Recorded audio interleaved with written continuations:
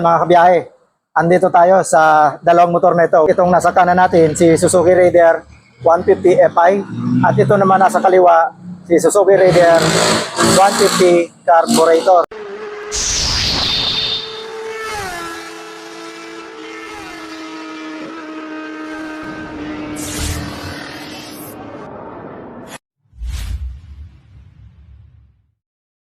Good morning mga kabiyahe. Andito tayo muli sa Motorlandia, Molino Tres, Bacoor, Cavite. Tutugunin lang natin yung request ng ating isang subscriber. I-feature daw natin si Suzuki Raider Fi at si Suzuki Raider Carburetor. So mga kabiyahe, tara, punta natin sa loob para makita natin ang pagkakaiba ni Suzuki 150 Fi at yung Suzuki 150 Carburetor. Tara, let's go. Ayun mga kabiyahe, andito tayo sa dalawang motor na ito, which is pareho lang naman silang Suzuki. At itong nasa kanan natin, si Suzuki Raider 150 Fi. At ito naman nasa kaliwa, si Suzuki Raider 150 Carburetor. Ikutan muna natin mga kabiyahe, si Suzuki Raider Carburetor. Ang kulay ng mag niya, gold. Pati rin yung kanyang, yung engine, decals, gold din ang kulay. Sa hulihan na gulong, ganun din, gold. Tingnan natin yung kanyang taillight. Tulis yung kanyang taillight dito mga kabiyahe para sa carburetor. At yung kanyang exhaust, ayan, yung kanyang tip. At meron siyang heat guard, Suzuki. Dual overhead cam, 4 valve. Suzuki Advanced Cooling System, 6-speed. At ito naman tayo mga kabiyahe sa instrument panel ni Suzuki Raider 150 carburetor. Ito yung ating makikita dito. Semi-analog tayo dito or semi-digital. May analog at may digital. Ito sa kanyang ignition, naka-shutter lock na rin ito si carburetor at yung kanyang handlebar ay naka-clip on. Dito sa kanyang right hand grip, ayan, yung switch dito, yung kanyang electric, yun lang ang makikita. At dito naman sa kaliwa, yung high and low beam ng ilaw, turn signal, busina, at saka yung choke. At ito nga yung appearance ng kanyang preno sa unahan. At yung ating clutch naman. Appearance ng kanyang upuan, makinis at slim lang siya. Na may decals ditong Suzuki. At tingnan natin yung ilalim. Ayan. Dito yung kanyang gas tank at nakapwesto yung battery. Ito naman yung appearance ng grab bar. Dalawa ang starting system nito mga kabiyahe. Isang electric starter at isang kick starter. So ito naman yung kanyang foot brake na naka-chrome at yung foot peg ng ating pillion. Yung ating brake system na naka-wavy disc brake at naka single piston caliper tayo dyan na malaki. At ang sukat ng kanyang gulong mga kabiyahe, 80 by 90 by 17 at naka tubeless na rin tayo dyan mga kabiyahe. Appearance ng kanyang rear sprocket, 42 teeth ang kanyang rear sprocket, yung kadena na standard, yung side stand, center stand, yung gear shifter natin, ayan, naka-chrome.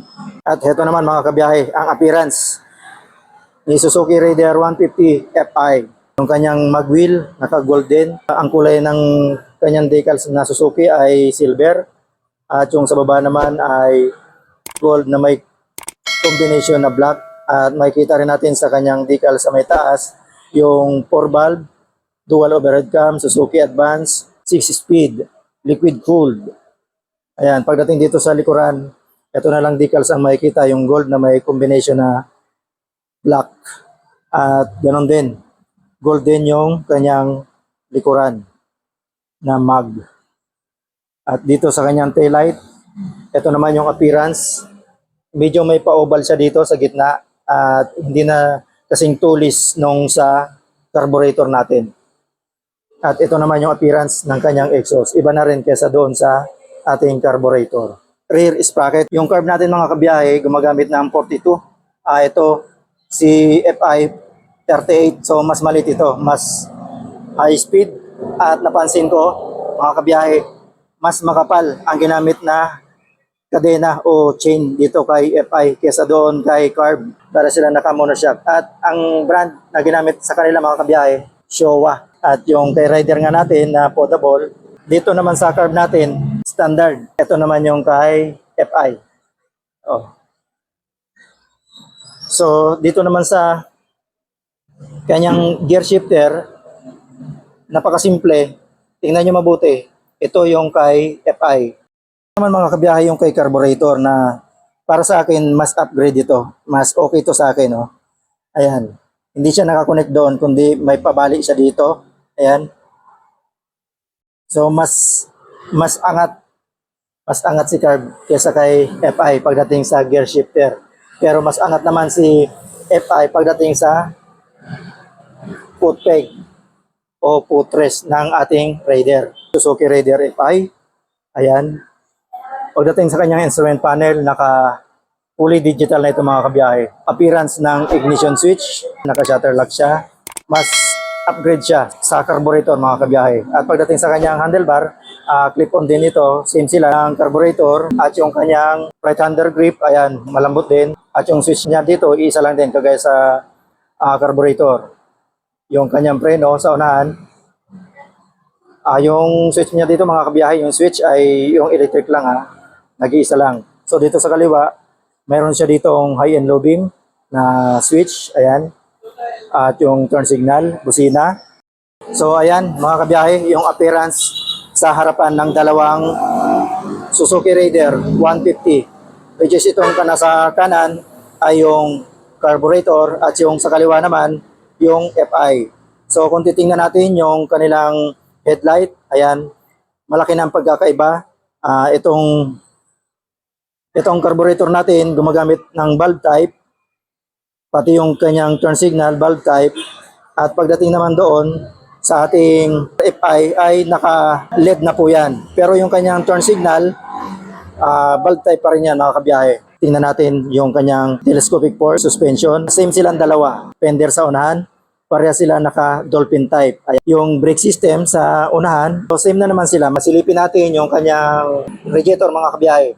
Kung mapapansin ninyo, yung radiator ng ating carburetor ay maliit pa. Ayan. Pero ito mga kabiyahe, yung yung radiator nitong FI, ayan, sobrang lapad na niya. At tunguhin naman natin mga kabiyahe ang presyo ng dalawang Raider na ito.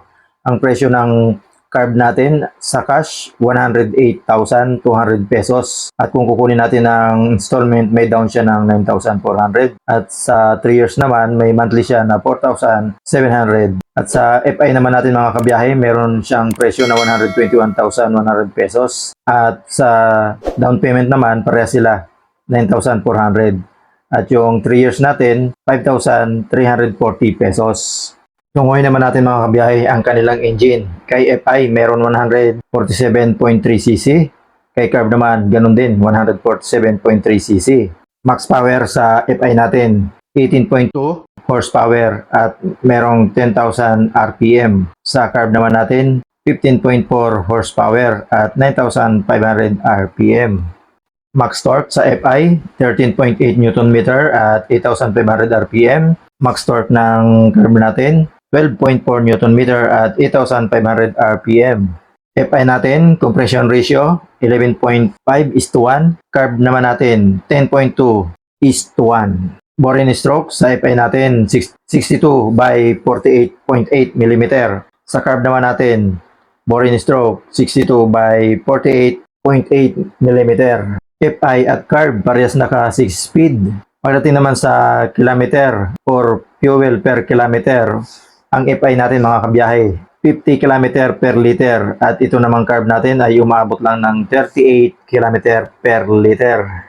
Fuel tank capacity mga kabiyahe ng FI, 4 liters. At sa Carb naman natin, 4.2 liters.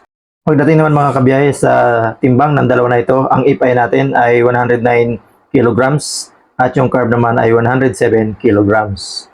So yun mga kabiyahe, ang comparison natin sa dalawang klase ng Suzuki Raider. At ako po muna ay magpapasalamat lalo na po sa iyo na nanonood. At dito po sa shop ni Ma'am Ai, ayan, sa pangunguna po ni Ma'am Ai. Shoutout po sa inyong lahat. At shoutout po sa mga pumapasok sa Biyahe ni Frank Facebook page at sa ating TikTok, lalo-lalo na sa ating YouTube channel.